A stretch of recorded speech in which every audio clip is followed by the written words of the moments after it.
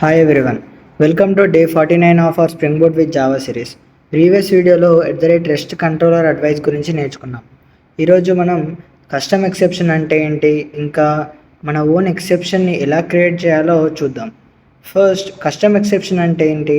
సింపుల్గా చెప్పాలంటే అప్లికేషన్లో మన రిక్వైర్మెంట్కి అకార్డింగ్గా మనమే క్రియేట్ చేసిన ఎక్సెప్షన్ని కస్టమ్ ఎక్సెప్షన్ అంటారు.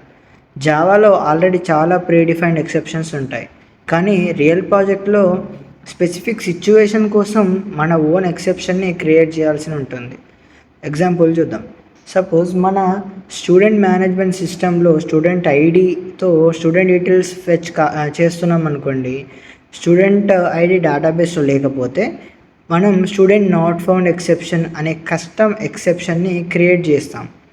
ఇక్కడ స్టూడెంట్ నాట్ ఫౌండ్ ఎక్సెప్షన్ అనేది మన ఓన్ కస్టమ్ ఎక్సెప్షన్. స్టూడెంట్ దొరకకపోతే ఈ ఎక్సెప్షన్ని త్రో చేయొచ్చు.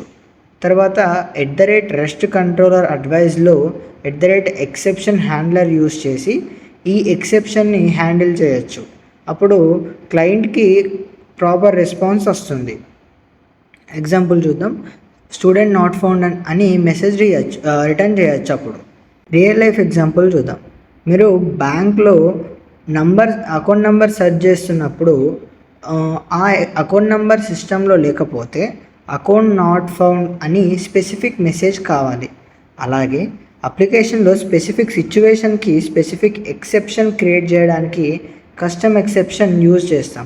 ప్రీడిఫైన్డ్ ఎక్సెప్షన్ అంటే జావా ఆల్రెడీ ప్రొవైడ్ చేసిన ఎక్సెప్షన్. కస్టమ్ ఎక్సెప్షన్ అంటే మనం మన రిక్వైర్మెంట్ కోసం క్రియేట్ చేసిన ఎక్సెప్షన్. రియల్ ప్రాజెక్ట్స్లో student not found exception, employee not found exception, ఇలా చాలా కస్టమ్ ఎక్సెప్షన్ క్రియేట్ చేస్తారు.